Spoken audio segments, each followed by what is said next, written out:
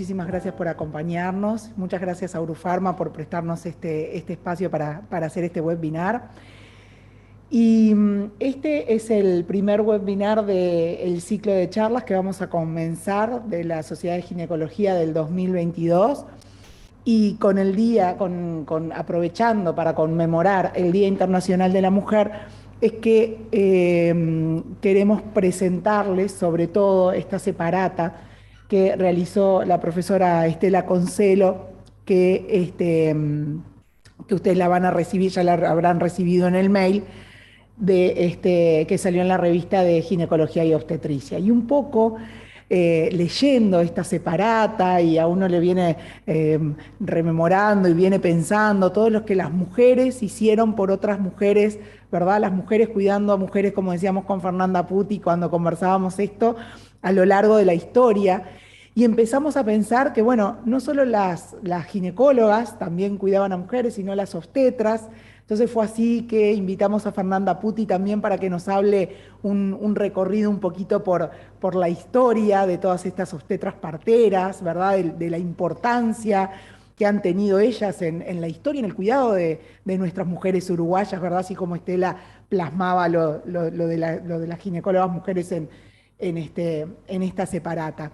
Y bueno, y como no puede ser de otra manera, también un poco madurando toda esta idea, el profesor Enrique Pons, que como ustedes saben, él tiene unos pensamientos así como de avanzada, siempre está como un paso adelante, me dice, Natalia, está bien, las mujeres, las ginecólogas han cuidado a las mujeres y han tenido un rol protagónico importante en este cuidado, las parteras también, ¿verdad?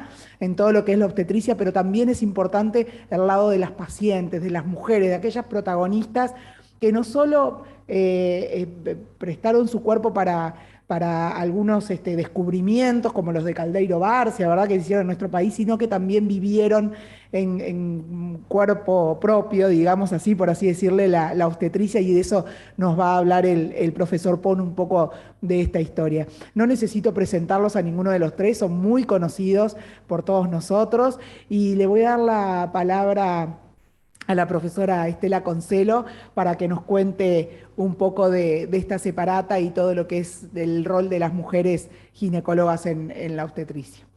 Bueno, buenas noches a todos. Es un gusto compartir con ustedes este primer día de comienzo de las actividades de la Sociedad de Ginecología del 2022. Para mí es muy grato acompañar a este grupo y bueno, justamente pensamos en este día para poner un granito más de arena en este día tan importante, la muestra de estos apuntes que yo traté de tener para ustedes. Ustedes saben que la idea comenzó hace muchísimo tiempo, pero hará 1 año y medio más o menos que tuve la sensación de que era el momento de poder empezar a juntar los datos, y bueno, así fue. No fue fácil, porque lleva tiempo conseguir a las personas que nos pueden dar los datos, a la bibliografía. Y desde ese mismo momento también, ustedes saben que estuve hablando con el doctor Claudio Sosa, le propuse este trabajo, estuvo de acuerdo, y quedamos de presentarlo un 8 de marzo, por el marco que le daba y importancia que le daba a estas mujeres uruguayas. Un 8 de marzo fue, claro está, no fue, yo no dije qué 8 de marzo porque hace 1 año y medio de esta idea, pero bueno, finalmente hoy podemos mostrar estos apuntes. La dificultad de encontrar los datos, de lograr los datos, nos ha llevado a una desigualdad en la profundidad de los relatos. Primer cosa que quiero aclarar, que en ningún momento quise, ustedes habrán visto que hay mujeres que tienen escrito más espacio que otras, a los cuales yo dediqué más espacio. Y esto no más se debe a que, bueno, a lo que yo fui encontrando en la bibliografía, y no quise dejar de nombrar a mujeres que, a pesar de que no tenía yo demasiados datos, igual las quise poner. Otras personas quizás podrán seguir con esto y poder seguir el trabajo. La otra cosa que me pareció importante era insertar estas mujeres que trabajaron tanto históricamente, ¿verdad? En la formación de las clínicas, en la evolución de las mismas, saber a dónde fue que trabajaron. Y reconocer, por supuesto, el papel de la partera. ¿Cómo no lo vamos a reconocer si empezaron en el siglo XVIII y XIX a trabajar? No quiero decir mucha cosa más porque tenemos una representante muy digna y yo no quiero sacarle espacio. Y bueno, antes de arrancar, los agradecimientos que me parece que uno siempre los hace al final, pero me gustaría decirlos ahora. Al doctor José Enrique Pons y Ricardo Pou, que tan excelente trabajo tienen ya publicado desde hace años en la historia de la medicina uruguaya. Al doctor José Enrique Pons por haberme ayudado muchísimo en la elaboración de estos apuntes. A los testimonios de colegas y familiares de mujeres que integran este trabajo. A la sociedad por su apoyo. No quiero dejar de nombrar a Valeria de León y Magdalena Pucurul, porque ellas son integrantes de la Secretaría y ayudaron muchísimo en la corrección de estos apuntes. A su presidente, Claudio Sosa, y bueno, en especial a la doctora Natalia Pérez, que forma parte con otros queridos amigos del equipo de edición, porque le puso muchísimas ganas en sacar esto adelante, y bueno, eso es importantísimo, que se lleve adelante y que pueda finalizar en este relato. Por último, Rosario Pérez González es profesora de Educación Visual y Plástica. Nos sugirió la obra de Petrona Viera, que es excelente. Además, nos parece que traduce, esta figura traduce justamente los sentimientos que en el libro quiero destacar. Es justamente la mamá de Natalia, así que realmente le agradezco muchísimo. Al Laboratorio Urufarma, imponente, siempre ayudándonos. Bueno, hoy me llevé la sorpresa que ya está publicado también en papel, ya lo podrán recibir en algún momento. Y bueno, siempre ha acompañado a la mujer y a las ginecólogas y ginecólogos de este país, así que mi agradecimiento. En la historia no hemos tenido valoraciones ni reconocimientos muy alentadores. Fíjense en lo que dijo Aristóteles, que la mujer fue concebida como un hombre incompleto, ¿no? Bueno, les aconsejo este libro, El Poder Médico, que muchísimos de ustedes lo deben haber leído, porque habla del poder justamente a través del género, ¿no, verdad? En Uruguay, a fines del siglo XIX, fue José Pedro Varela quien defendió la educación de la mujer, en un plano de igualdad con el varón, contra todos los múltiples prejuicios que existían. Fíjense en que en 1821 en Inglaterra nació la doctora Elizabeth Blackwell. Ella fue la primera mujer en graduarse, pero no lo pudo hacer en su tierra. Tuvo que viajar a Estados Unidos y se apuntó en aproximadamente 10 universidades y todas las rechazaban por ser mujer.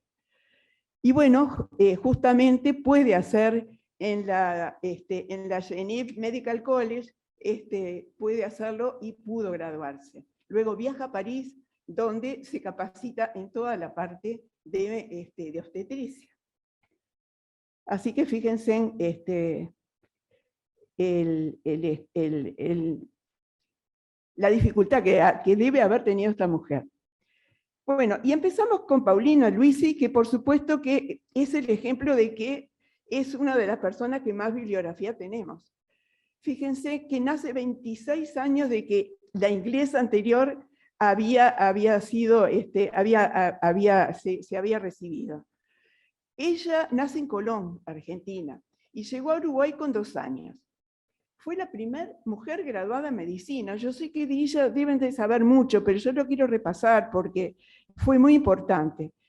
Se graduó en 1908. Y se formó en la clínica ginecológica y obstetricia ejercida por el doctor Puey, en la sala Santa Rosa del Hospital de Caridad, que hoy es el Hospital Maciel. Y tuvo una constante preocupación por la higiene social, insistió en la necesidad de poder incorporar la educación sexual y la educación para la salud en los programas educativos. Fíjense en que a nosotros, que nos parecía una gran cosa y una innovación hablar de la incorporación de la educación sexual y educación para la salud, y ella ya lo pensó muchísimo tiempo antes. Organizó el Consejo Nacional de Mujeres y la Alianza para los Derechos Femeninos. Y bueno, seguramente heredó algunas ideas masónicas de su padre, Ángel Luis Pisano, quien fuera compañero de Garibaldi.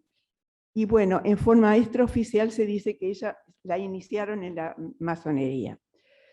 Luchó muchísimo por el sufragio universal y falleció en el 1950. Le dejo esta frase que a mí me gustó mucho. Fue una frase que ella estuvo diciéndola en una conferencia en el Sindicato Médico del Uruguay. Dijo: en este país, que sin embargo es el mío, carezco de la autoridad requerida para hablar de asuntos serios, científicos o sociales, porque la pícara naturaleza no me concedió el privilegio de pertenecer al sexo masculino. Esta mujer, evidentemente, que la sufrió muchísimo, y igual llegó, evidentemente, aunque quizá no de la manera que hubiera querido. En esos mismos años de graduación, la segunda mujer fue María Armand. Recuerden que en 1908 fue Luisi, y en 1909 fueron de las 3-4 mujeres que formaron las primeras mujeres que se recibieron. También estuvo en la clínica de Puey y se dedicó a la ginecobstetricia. Fue la primera médica adjunta en la clínica obstétrica del profesor Pou Orfilia. En el 1915 presentó la primera comunicación, fíjense, en una revista oficial, ¿verdad? Y fue la primera vez que una mujer la presentaba. El tema fue ictericia grave en un heredo sifilítico. En 1920 funda, junto con Inés Luisi, hermana de Luisa, con Aurora Curvelo, que fue la tercera en recibirse, y con otros profesionales, forman el Sindicato Médico del Uruguay, hecho de vital importancia para toda la comunidad médica. Y en los últimos años de su carrera se dedicó a la terapia con rayos X, fue médica de la sala de curiterapia del Hospital Pereira Rosé. Estas dos médicas, yo vuelvo a repetir, no me olvido de nadie. Tuve que poner porque son 20 minutos y no me daba el tiempo. Estas dos profesionales, las pongo, van a ver por qué. Aída Lagrap de Pérez Sánchez se graduó en el 27, pero antes dio un concurso que era para practicantes internos. No era como ahora, que el practicante interno lo daba en forma obligatoria. Era opcional para mejorar su formación. Y fíjense ustedes que en este concurso obtuvo el primer puesto, se transformó en la primera mujer en obtener tal distinción. Y la segunda que me pareció bueno destacar, Amanda Caorsi, en el 1932 se graduó. Un año después, la reglamentación cambia. Hasta ese momento, para acceder a los cargos como jefe de clínica, se hacía por designación directa. En ese año justamente empiezan por concurso. Y la doctora Caorsi fue la primera mujer en ganar ese concurso, así que me pareció, por lo menos para que recuerden estos nombres, y son importantes. Las dos se dedicaron obviamente a la ginecología y obstetricia. Alba Laurino Pacheco. Los que peinan canas como yo, se acordarán de ella, porque nosotros la vimos transitar en el hospital. Integró la clínica ginecotocológica B del profesor Crotogini, y fíjense que Juan José Crotogini fue un adelantado, se preocupó muchísimo por la falta de atención de la población pediátrica en ginecología, y estimuló a la doctora Laurino para que se capacitara en esta área, y le adjudicó una sección de su misma clínica que se destinaba a la atención de las niñas. Y bueno, hizo muchas publicaciones, ginecología pediátrica y adolescentes. Destaco un trabajo, porque después me acordaba, que se llama Colpocitología en la recién nacida. ¿A ustedes les parecerá algo que hoy en día no se pide, evidentemente. Pero cuando yo asistía en mis primeros años al Pereira Rosell, no se pedía un estradiol en la niña o en la adolescente para ver el tenor estrogénico. No, se hacía una citología. Y bueno, esta mujer fue una de las primeras que lo hizo. Raquel Hernández, tuve el agrado de poder hablar con ella. Ella no quería hablar, es una señora mayor que yo, y no tenía ganas de hablar, pero finalmente pude acceder a una entrevista. Fue muy importante esta mujer. Se graduó en el 67 y estuvo en la clínica de Hermógenes Álvarez. Y fue la primera mujer que pensó integralmente en la patología del tracto genital inferior, realizando la técnica de citología y colposcopía. Fíjense que fue la primera profesional que realizó la colpocitología oncológica con la técnica de Papa Nicolau en el Pereira Rosell. Vaya si es importante esta mujer y la ayuda que nos debe haber brindado a los médicos, a los ginecólogos. Y una cosa que no quiero dejar de decir, que fue referente en esta área y capacitó a varios profesionales. Y ustedes conocen a los profesionales porque en la evolución de la vida se han destacado como muy, muy buenos en todo lo que es tracto genital inferior. Uno es la doctora Lago y el otro es Miguel Ben. Los dos fueron alumnos y otros más que seguramente que me quedaron en el camino. Y la otra cosa que me gustaría que ustedes supieran es que a lo largo de la historia hubieron mujeres que llegaron a ocupar las agregaturas. Zulma Bentancur fue una, en el año, egresando en el año 45, y estuvo con Manuel Rodríguez López. Olga Camacho, profesora agregada en la Clínica B, ustedes saben que esta mujer se dedicó muchísimo a todo lo que se refería a la anticoncepción y a la prevención del aborto.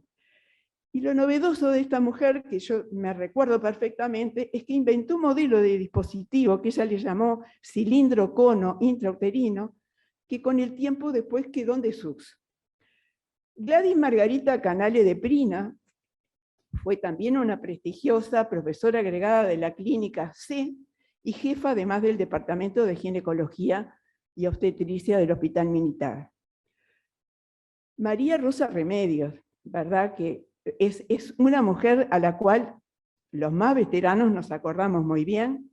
El doctor Pons principalmente debe de tener muy buenos recuerdos de ella. Estuvo en la Clínica C del profesor Yamandú-Sica Blanco y después fue interina en esa clínica. Presidió la Sociedad Ginecológica del Uruguay y presidió la Junta Directiva del CASMO. Fue consultante del CASMO en ginecología y obstetricia. Realmente fue una mujer muy bien formada y hay que destacarla en esa función. Y no quise dejar de nombrar a dos personas, que una no es ginecóloga, es patóloga, la otra sí es ginecóloga. La doctora Carmen Álvarez, profesora agregada de anatomía patológica, realmente es una mujer que ha hecho muchísimo en todo su largo camino, desde acá, desde que comenzó sus estudios, luego fue al exterior, se formó en otros países, y acá en el país desarrolló innumerables trabajos, y que no los puedo poner acá evidentemente, pero que ustedes pueden acceder en los apuntes míos, porque realmente vale la pena conocer la historia de esta mujer. Y María Cristina Cordano, recientemente fallecida en septiembre del año pasado, una colega muy querida y amiga mía, que también fue importantísimo. Una, por estar en la patología y acompañarnos durante toda la vida, y uno estaba seguro que las piezas que iban a Carmen, era seguro que iban a estar bien. Y la otra, Cristina Cordano, porque se dedicó a toda la parte de la ecografía ginecológica y obstétrica. Y últimamente, al crear la diplomatura, en el año 1914, también se le agregó la palabra de salud fetal, ¿verdad? una mujer increíble, que trabajó muchísimo, siempre en el hospital, en el hospital de clínicas, aunque en algún momento estuvo viniendo también al Pereira Rosell. Antes de pasar a las mujeres del interior, que son poquitas, son 3 o 4, no me quiero olvidar de una doctora que quizás no la escribí, pero no me quiero olvidar de ella. La doctora Gladys Barberán Naveiro fue una ginecóloga que actuó muchísimos años en nuestro país y es la mamá de la doctora Leticia Repie. Así que realmente me pareció que la tenía que nombrar por toda su labor realizada en años anteriores. En Tacuarembó tenemos 2 doctoras. Seña da Rosa Ferreira, que se graduó en el 45 y fue la primer profesional que se instaló en el departamento. Y luego de ella vino María Adelia Chiesa de Ferreira. Ella nació en Batoví, se graduó en el 52, concurrió a la clínica B del profesor Crotogini y en el año 70 obtiene su título por competencia notoria. Ya trabajaba muchísimo en ginecología y obstetricia. Trabajó mucho con la doctora Camacho de Osorio y fue la primer profesional que colocó un dispositivo intrauterino en los barrios carenciados. Concurría asiduamente al barrio López, que siempre le brindó muchísimo cariño y trataba de cubrir las necesidades médicas de las mujeres. En La Valleja tenemos un personaje, a mí me atrapó este personaje, es Aurora Curbelo La Rosa. Ella nació en Pan de Azúcar, pero se radicó en Minas con su padre, Luis Curbelo, y allí vivió durante años. Luis Curbelo practicaba la medicina hidroterápica. Y bueno, él ahí tenía una casa, una casona, en la cual hacía sus tratamientos, y ella se crió y luego estudió medicina, se graduó. ¿Se acuerdan que yo les decía que eran 4 mujeres que se graduaron casi seguidas? 1908 o 9, y en 1911 fue la 4ª médica que recibió su título. Esta mujer fue adelantada para la época, porque fíjense que en el 1911 y 12 viajó a Europa, donde se interesó por la fisioterapia y la psicoterapia de la embarazada. Viajó sola. Realmente en aquella época es bueno recordar estos hechos. Y el hecho que bueno, no es estrictamente ginecológico, pero Aurora era muy amiga de Delmira Agustini. Delmira Agustini parece que su mamá tenía varias algias, entre ellas una neuralgia del trigémino. Entonces, ella llevaba a su madre para que el padre de Aurora le hiciera tratamientos hidroterápicos, que no entendí muy bien cómo eran. Y bueno, se hicieron muy amigas, a tal punto que cuando se transforma en la médica de Delmira Agustini, y ustedes saben que cuando sufre el accidente domiciliario, que no fue un accidente, ¿verdad? Que ella la asistió hasta el último momento en su casa, y se recuerda que el vestido que llevaba puesto quedó manchado de la sangre de la poeta. Años después, un coleccionista compró ese vestido, y bueno, esta es la historia que no tiene mucho que ver, pero bueno, hace también a la vida de estas mujeres, ¿verdad? Y por último tengo esta mujer que también me atrapó porque es una mujer muy querida en Artigas, Esther Wasserstein de Gómez. Ella formaba parte de una familia de inmigrantes judíos que venían de Polonia, huyendo de la miseria económica y la persecución étnico-religiosa que se había desatado en Europa del Este. Y llegaron en 1931, tenía 5 años. Hizo la carrera de medicina, hizo después el posgrado de ginecología y obstetricia. Y en el 59 se radica con su esposo, el doctor Juan de Dios Gómez Gotuso, que era del lugar. Ella fue la primera que se instaló en el departamento y también se dedicó muchísimo a las mujeres de esa ciudad. A pesar de la lejanía con la capital, esto me parece que tiene mucho valor, estuvo vinculada a las cátedras y en el 63 organizó las jornadas materno-infantiles en Artigas, con la presencia del profesor Crotogini y otros destacados profesionales. Fíjense en que ya acompañó y aplicó la psicoterapia en los trabajos de parto de sus pacientes. Creó varios centros porque siempre decía que las niñas tenían que educarse y que tener los conocimientos exactamente igual que los niños. Por lo tanto, creó varios centros culturales dedicados a ellos. Y la doctora María Jiménez Larreborges, en un homenaje que se le hizo a esta querida doctora de Artigas, dijo que fue una mujer adelantada para su época, muchas veces cuestionada. Si hoy estuviese físicamente, sería una mujer de nuestra época, más actual que nunca. Creo que Esther, la doctora médica judía, representaba todas esas facetas. Bueno, realmente hay muchas más historias que no se las puedo contar, las van a poder leer. Y lo último que quiero destacar son los testimonios. Los testimonios, ya les digo, de Raquel Hernández, que ella misma me contó un poco de su actividad. Accedió a la entrevista. La doctora Olga Lago y Miguel Ben, discípulos de Raquel Hernández, que bueno, ellos me dieron mucho material y me dieron una mano para llegar a la doctora. La doctora Ana Ferreira, que es hija de María Delia Chiesa, Tacuarembó. Ella también es médica y estuvo radicada en Tacuarembó siempre. La doctora Blima Zafir, hermano de un queridísimo ginecólogo que también conocimos, gran trabajador, y esta médica es artiguense, y trabajó con la doctora Esther Wasserstein. Básicamente me pasó los datos de esta mujer.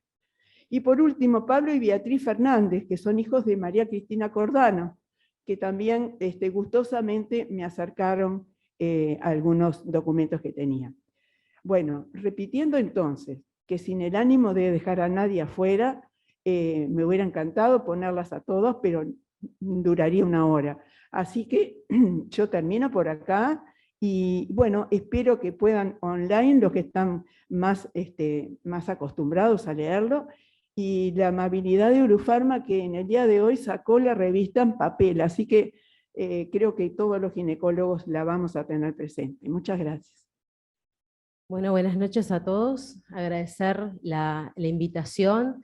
Es un placer realizar jornadas en conjunto por la importancia que tiene para las mujeres que los equipos de salud trabajen en conjunto, y no solo para capacitarse, sino para también reconocernos y en estas instancias reflexionar sobre la tarea que tiene cada profesional y la incidencia que tienen en la salud de las mujeres. También quiero empezar con el agradecimiento porque mucho del material que voy a utilizar me lo ha facilitado la socióloga Natalia Magnone, que viene haciendo un trabajo muy importante en lo que es la historia del parto en el Uruguay, que próximamente podemos contar con su material porque es una tesis que preparó y que está a finales, y el año pasado tuvimos el gusto de poder tener un encuentro desde el Departamento Obstétrico del Hospital Pereira Rosell, como con un adelanto de su trabajo, donde encontró documentación muy importante y que sobre todo a las parteras nos emocionó mucho, de materiales que ni siquiera nosotras sabíamos que existían. Entonces agradecerle enormemente por compartir ese material y podernos brindar, y esperamos ansiosas poder tener más información y todo su trabajo completo. Por eso quería empezar a hablar un poco de la historia de la partería en el Uruguay, para un poco como venían hablando, hacer el reconocimiento de lo que ha sido todo el proceso en nuestro país. Desde el comienzo, las parteras, ustedes saben que desde las profesiones más antiguas del mundo, ¿no? Desde que el mundo es mundo y parimos como parimos, existen mujeres ayudando a otras mujeres en este proceso, y por lo tanto las parteras al principio eran empíricas, aquellas mujeres que por experiencia propia o por estar en el lugar ayudaban a otras mujeres en ese proceso, iban generando experiencia y por lo tanto eran parteras empíricas que ayudaban y que iban adquiriendo algunas artes para esta tarea. Luego se empieza, como todo, a profesionalizar y a buscar mayores competencias o a formalizar los espacios de capacitación. Y entonces al principio, hasta más o menos 1875, las parteras que tenían esos conocimientos podían presentarse ante un tribunal de higiene pública, rendir como un examen donde se les daba como un título de partera. Luego, para ese título, además tenían que tener requisitos, y esto empezamos a ver cómo para las mujeres siempre ha sido todo más difícil. Había que tener 30 años, dar 2 exámenes. En esto de los requisitos habla más extensamente en los documentos de tener cualidades en sus conductas y en su forma de ser, que son detalles no menores. Y hasta que se inicia o comienza lo que es la Facultad de Medicina, donde la primera egresada de la Facultad de Medicina es una partera por la duración de la carrera, porque era una carrera más corta que la de doctor en Medicina. Entonces la primera egresada de la Facultad de Medicina es Adela Peretti, que obtiene el título de partera. El 25 de marzo de 1915 se aprobó un nuevo reglamento, donde la duración de la carrera era de 3 años, que tenía un examen de ingreso también, y todos los profesores eran médicos, ¿sí? La capacitación de las parteras estaba a cargo del equipo médico. En 1915 se hizo el reglamento del ejercicio libre de la profesión. Esto fue un acontecimiento muy importante porque en el transcurso de la historia las parteras han tenido varias idas y venidas en cuanto a su accionar y sus libertades o competencias. Siempre ha sido muy cuestionada, siempre ha tenido que responder a el poder médico, y eso ha sido lo que ha permitido o lo que ha llevado la necesidad, como a veces en otras profesiones no sucede, de tener que reglamentar o determinar las competencias por escrito o en determinadas circunstancias. En 1934 se genera un nuevo reglamento de la profesión con 38 artículos, donde ahí habla del ejercicio libre, pero también de en qué casos puede actuar y en qué casos no. Y traigo acá como material también muy importante el primer congreso de parteras que se dio en septiembre de 1945. Esto para nosotros es muy importante porque las parteras también tienen una generación de conocimiento y de publicación de materiales que muchas veces no están reconocidos, junto con la fundación, o a través de la conmemoración de la fundación de la Asociación Obstétrica del Uruguay. A partir de 1940 presenta su personería jurídica, busca representar a todo el colectivo desde lo científico, pero también desde lo gremial, y brega por el respeto de su desempeño profesional. Esto hablando también en el contexto de la historia, de las veces que las parteras han tenido que expresar o ratificar sus competencias y su trabajo profesional. El lema de la asociación es humanidad y amor. Entre 1941 y 1952 el gremio publica alrededor de 27 números. Esta es una de las publicaciones de la revista de la Asociación Obstétrica, donde publicaba diferentes materiales que tenían que ver con lo científico, pero también con reivindicaciones laborales y de derechos y defensa de los derechos de las mujeres. Defensa de las condiciones laborales, de su lugar de trabajo en sanatorios obstétricos. Lucharon siempre por ser interlocutoras válidas en la reforma del plan de estudios de la Escuela de Parteras, porque desde su inicio siempre fueron los médicos los que determinaron, fueron directores, profesores, siempre determinaron los exámenes, los tomaban siempre médicos. Y, por supuesto, espacios de difusión de noticias científicas sobre el nacimiento. Me pareció interesante hablar también de cómo se involucró la partera en lo que fue el proceso del parto institucional, ¿no? Todos sabemos que no hace tanto el parto era un ámbito más familiar, o se daba en domicilio o en lugares de baja complejidad, y en realidad las parteras no se oponen al llevar a los partos a las instituciones, porque en realidad lo que querían era que las mujeres accedieran a una calidad de atención y que poder brindarles todas las posibilidades que se tenían para poder tener niños sanos, mujeres sanas y sin complicaciones. Pero esto también traía a cuestionamiento hasta dónde o cuáles eran las capacidades o cuáles eran las fortalezas que tenían las parteras y a qué cosas podían hacerse cargo y qué no. Y justamente las parteras lo que pretendían era tomar la posesión de la asistencia del parto normal, que tuvieron nuevamente de resistir el embate de los diferentes profesionales. A partir de la década del 60 se generaliza la práctica del parto institucional, donde en ese momento las parteras asisten el mayor número de partos. En el 77, no hace tanto, todavía la asistencia hospitalaria era superior que los ginecólogos, o sea, asistía el 57% de los partos en el país, mientras que los ginecólogos alcanzaban el 39%, y en el 2000 ya se revierte esa tendencia, donde los ginecólogos atendieron el 63,8% de los partos y las parteras el 35,7%. En el Hospital Pereira Rosell, para darles un ejemplo de la actualidad, las parteras asisten el 44%, en los últimos 2 años han asistido el 44% de los nacimientos, de los partos vaginales, y la tendencia es, por supuesto, muy diferente en el ámbito público y privado, donde la hegemonía la tiene el ginecólogo, sobre todo en el ámbito privado.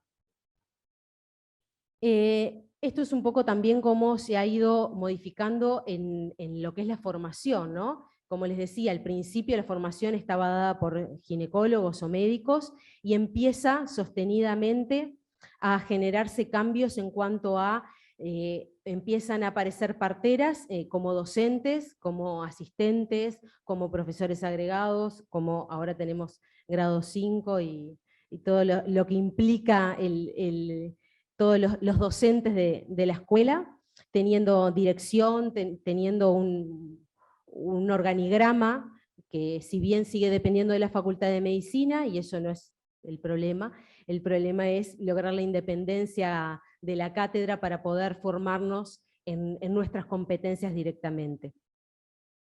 También hemos tenido cambios en lo que tiene que ver con las reglamentaciones, tanto desde lo laboral como desde de la capacidad de trabajo. Esto es como en 2001 se aprueba la Ley de Amparo de Fueros Laborales, donde dice que en todo lugar donde se asistan partos tiene que haber parteras, con su libre ejercicio o formando parte de equipos mayores, interdisciplinarios por supuesto, ginecólogos, pediatras, neonatólogos y todo el resto del equipo.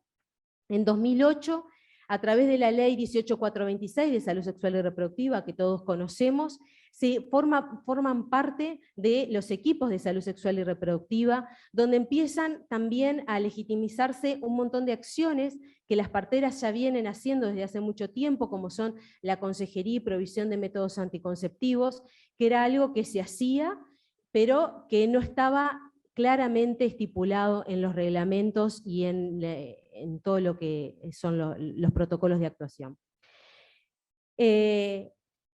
Después, durante la pandemia, estuvimos trabajando muchísimo justamente en poder acompañar a las mujeres en el respeto de todo lo que tiene que ver con las leyes de protección a las mujeres en el proceso específicamente de embarazo, parto y puerperio. Como saben, la ley de acompañamiento, que estuvo bastante discutida y en algunos momentos debilitada.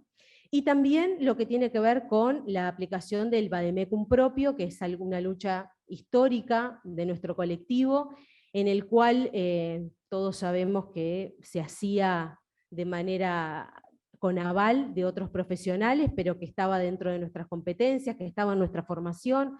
Nosotros tenemos en nuestra currícula 2 años de farmacología, y donde había una formación ya dada, simplemente lo que no estaba era la habilitación en la prescripción, y que se ha venido conquistando a través del trabajo y de mostrar las diferentes incidencias que tenemos en los diferentes ámbitos, sobre todo en el primer nivel de atención y en el interior, donde muchas veces no se cuenta con todo el equipo completo, no contamos con ginecólogo asiduamente, y entonces era fundamental poder ampliar las competencias para mantener o sostener la calidad de atención de las mujeres. Y en el 2021 tuvimos un hecho inédito, que en nuestro país es la única profesión que ha tenido un censo nacional, como el censo que tenemos de población.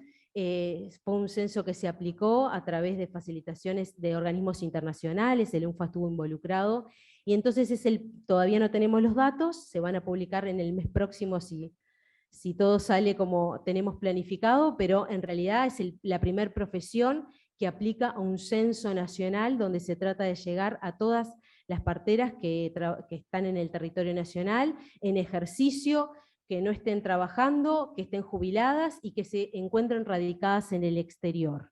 Entonces es realmente un hecho inédito donde se trabajó muchísimo como colectivo y que esperamos pronto tener los resultados. Y acá, en realidad, lo que quería ir como redondeando o llegando es que las parteras poseen un perfil único y diferente al resto de los profesionales. Como lo tienen todos, cada uno en su formación tiene características propias que le van dando a las mujeres diferentes aspectos, miradas y visiones del mismo problema. Abarcan el cuidado de la mujer combinando saberes científicos con una visión en salud, promoción y prevención, con una sensibilidad que está dada por su propia formación, por cómo es la formación de parteras inmersa desde el vamos, junto a trabajar con otros profesionales, que eso da una característica bien propia, en el hecho de que uno se forma, está en continuo intercambio con otras profesiones. A su vez, la formación propia de, hasta ahora, el ser mujer, porque las parteras básicamente y todavía seguimos siendo principalmente mujeres, que además en nuestra formación combina los aspectos fisiológicos y patológicos del proceso de embarazo, nacimiento, puerperio, pero que también tiene aspectos sociales y psicológicos que dan esa combinación de saberes, que termina dando una cualidad de unión entre diferentes especialidades y las propias mujeres y sus familias. Nos creemos un poco ese cuento de que somos el nexo entre todos, ¿no? Que las parteras estamos ahí buscando conciliar los saberes de los diferentes profesionales y poderlos acercar a las familias de la mejor manera. Estas son simplemente fotitos para ver el trabajo y el trabajo en equipo. Son del Pereira Rosell, pero porque son las que más tengo, por estar hasta hace poquito allí. Y por eso empatizar con mujeres que cuidan mujeres, comprendiendo las implicancias de la vida cotidiana y su incidencia en los cuidados de salud. Y esto que me parece muy importante es que cuando nosotros estamos ante una mujer no debemos perder nunca de vista cuál es su contexto, cuáles son sus creencias, sus convicciones para poder adherirse a los diferentes tratamientos o a las diferentes indicaciones que le hacemos. Si perdemos de vista esa parte de la vida de la mujer, estamos perdiendo el tratamiento, estamos perdiendo la posibilidad de acercarnos a mejorar su calidad de vida. Los diferentes profesionales abordan a la misma mujer, familia y temática desde varios puntos de vista, logrando, si trabajamos en equipo, una verdadera visión global que permita, además de cuidar la salud, aportar a las mujeres y sus familias a vivir vidas más plenas y felices, que creo que es el objetivo de todos nosotros. Muchas gracias nuevamente por la invitación, agradezco nuevamente y celebro que podamos tener estas instancias en conjunto para seguir trabajando para mejorar la salud de todos y nuestros vínculos como profesionales. Gracias. Cuando Natalia me habló de esta magnífica iniciativa, mi primera reacción soy mujeres cuidando a mujeres y yo qué voy a hacer ahí. Pero después dije, hay dos o tres cosas importantísimas que, a mi juicio, que quiero transmitir. La primera es, no voy a reiterar las cosas que bien han dicho Estela y Fernanda, no tendría sentido. Pero sí reiterar que algunas de las mujeres que mencionó Estela fueron mis maestras. Estuvieron a mi lado, fueron no solamente las que me transmitieron conocimiento, sino que estaban dispuestas a concurrir cuando las llamábamos en una guardia o en una situación difícil, a darnos consejos, no solamente técnicos, sino consejos de vida. De manera que tengo una deuda enorme con las mujeres ginecólogas y obstetras. Tengo también una deuda enorme con las parteras, especialmente con las parteras de guardia en el Pereira Rosell, que fue donde hice toda mi formación y la prácticamente totalidad de mi carrera docente. Desde el punto de vista práctico, fueron mis grandes maestras. Estaban al lado de quienes recién empezábamos a gatear en la especialidad, en la obstetricia, y no nos fallaban nunca. Eran las que corregían, no quiero hablar de todos, pero sí mis torpezas, y si fracasé en algo es por debilidad en la capacidad personal y no por lo que ellas se impusieron tratar de transmitirme. El recuerdo es imborrable y no voy a nombrar ninguna porque son tantas que sería absolutamente injusto. De manera que tengo deudas con los dos grupos de personas y personalidades que han sido abordadas en las manifestaciones anteriores. Me pareció que lo que sí correspondía, y sobre todo por los años que llevo transitando en la especialidad, es apuntar a otro homenaje que también corresponde a las mujeres que son atendidas por quienes ejercemos estas disciplinas, a los niños y niñas que nacen en esas mujeres, de esas mujeres, con esas mujeres, por esas mujeres, y a quienes las rodean, sus parejas, sus familias, las amigas o amigos íntimos que las acompañan y que están ahí pendientes de ellas. Y por tanto quiero mencionar a tres pioneras que merecen que se las consideremos, pero que habitualmente nos olvidamos de ellas, porque son pioneras a pesar suyo. Y voy a mencionar solo tres, y me traje algunas breves anotaciones, porque yo soy, cuanto más viejo, más charlatán, y no quiero irme por las ramas. La primera es Guyunusa, una indígena que nació en 1806 y que murió muy joven, cuando tenía, en el año 1834.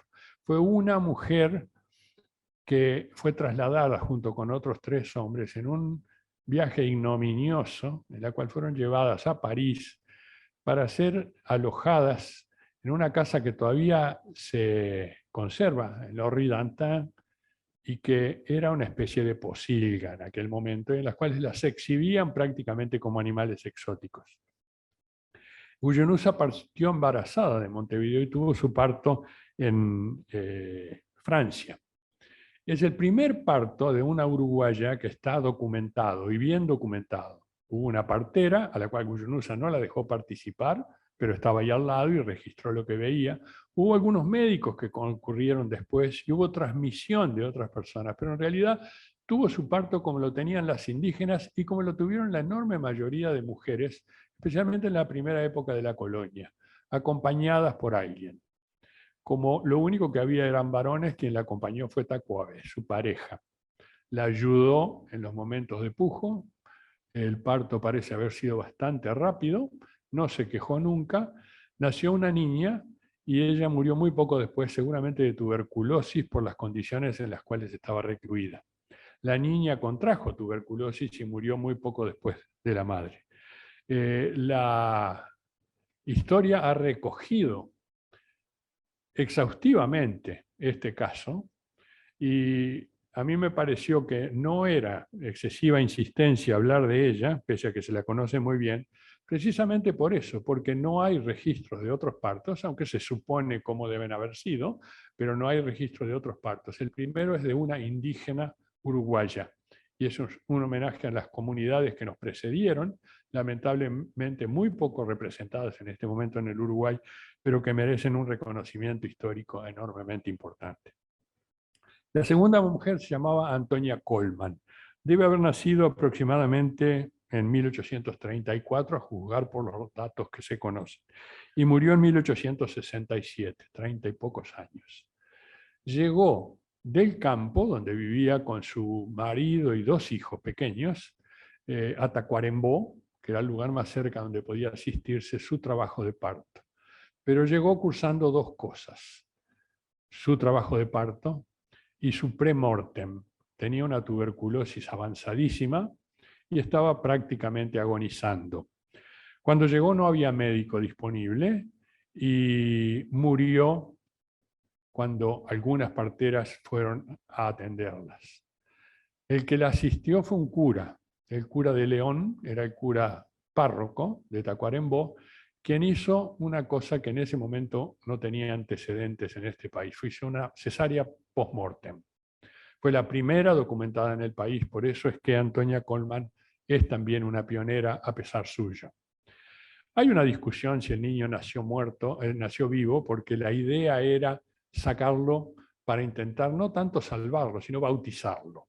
Por eso fue el cura que se decidió a hacerlo. Lo hizo con su navaja de afeitar. O si nació muerto. Fuera como fuera, el médico, que luego llegó, se enfrascó en una disputa vehemente, de enorme repercusión, que apareció en toda la prensa del país, acerca de si el cura había practicado ejercicio ilegal de la medicina, y el cura diciendo que el médico no debía meterse porque él había cumplido con una pragmática, es decir, una norma del rey de España que decía que había que operar y hacer una cesárea post-mortem a cada mujer muerta para tratar de salvar o bautizar al hijo. Sucede que en aquel momento Uruguay era independiente, por tanto una pragmática real no tenía ninguna validez legal en este país. La discusión se fue apagando y los dos pasaron a la historia, a lo poco que se conoce de la historia, aun cuando algunos aportes hay importantes y documentados. El asunto que a mí me ha dejado profundamente inquieto es que a nadie se le ocurrió pensar que al lado de Antonia estaba el marido, que veía cómo se moría su mujer, y los 2 niños pequeños que quedaban sin madre. Por eso para mí esto es un homenaje enormemente importante a quienes rodean a la mujer y a para quienes la mujer vivía, porque en aquel momento la mujer vivía para su marido y para sus hijos, especialmente en el campo. Así que Antonia Colman merece un reconocimiento que no siempre aparece en las frías historias que circulan sobre su peripecia. La tercera es Hilda Cardoso. Lo único que se conoce es de un episodio en el año 1947. No se sabe cuándo nació, no se sabe cuándo murió. Ingresó en el Pereira Rosell, su historia se perdió, pero hay un hecho que sí hace que merezca ser reconocida y considerársela también pionera. Cuando llegó al Pereira Rosell se enteró, para su consternación, de que su feto estaba muerto y ella estaba iniciando un trabajo de parto. En ese momento trabajaba en el Pereira Rosell el que en aquel momento era todavía profesor agregado, Hermógenes Álvarez, ha sido nombrado acá y creo que deberíamos nombrarlo a diario quienes trabajamos en esta profesión por todo lo que hizo para la ginecología y obstetricia nacional. Hermógenes hacía más de 10 años que estaba preocupado por las nociones que se manejaban acerca del proceso de parto. Cómo era la contractilidad, qué sucedía entre las contracciones, por qué las contracciones dilataban el cuello y antes no, y cosas por el estilo. Y había concebido una idea absolutamente nueva, que era que los registros de presión, de contractilidad que se hacían en aquel momento, se hacían por receptores externos al útero, una membrana que se movía con los movimientos musculares y se inscribía en un registro, y quedaban unos trazados que eran unas rayas que se interpretaban como se quería. Y él pensó que la única forma de saber qué era lo que realmente ocurría era llegar a la cavidad amniótica, a través de una punción, y registrar la presión intrauterina. En aquel momento, cuando llega Antonia Colman, él ya había hecho algunas experiencias iniciales y acababa de asociarse con Roberto Caldeiro Barcia, que aportó una formación en fisiología importantísima para el desarrollo que sigue. Esta mujer fue objeto del primer registro de presión intrauterina durante el parto en el mundo. Eso es lo que transforma a Hilda Cardoso en una verdadera pionera que merece ser reconocida. Pero nuestros textos de obstetricia no hablan de Hilda Cardoso. El nombre de Hilda Cardoso aparece en el registro, se conserva, es un documento histórico. En aquel momento el secreto profesional y la discrecionalidad en manejar datos personales no existía. De manera que por eso lo sabemos. Y aun cuando en este momento consideraríamos que no era ético difundir ese documento con el nombre de la persona, yo agradezco profundamente que esté el nombre, porque cada vez que veo un registro de contractilidad en un parto, pienso en el homenaje que le merecemos a esta mujer. Y el último homenaje que quiero hacer, lo voy a leer. Lo he publicado, está por ahí, pero no se ha difundido mucho. Es un breve cuentito, pero que es real. Me ocurrió. Y como no quiero irme por las ramas y hablar y hablar y hablar, a veces me pasa cuando empiezo a hacer un cuento, lo voy a leer, es un cuentito muy breve, y después de eso voy a leer, para no irme nuevamente con las ramas, unas breves conclusiones después de eso. El cuentito se llama Mami, ¿qué te parece? Y lo leo. Algo me decía que esa niñita estaba contrariada. ¿Qué digo contrariada? Estaba furiosa. No me miraba y tampoco miraba a su madre. Su vista estaba fija en un trozo de papel que había encontrado sobre mi escritorio, al que hacía girar hacia uno y otro lado. Hice las preguntas de rigor a la embarazada y las anoté en los documentos correspondientes. Enseguida invité a la mujer a pasar al sector de exámenes, hacia donde se dirigió con paso entorpecido por el avanzado embarazo. Mi enfermera, siempre sagaz, no respetó la rutina de acompañarme. Permaneció con la niña, tomó varios marcadores de colores y le preguntó, si dibujo un bichito en ese papel, ¿te animás a pintarlo? La respuesta fue rápida, sí, yo pinto muy bien, me gusta pintar. Allí quedaron, ahora en conversación animada, mientras la niña desparramaba colores sobre el dibujo. En tanto yo procedí a examinar a la señora comentándole, está mal, ¿no? Esbozó una mueca que quiso hacer una sonrisa. Ni me lo digas. Desde que supo que es un varón está furiosa. Dice que no lo dejará entrar a casa.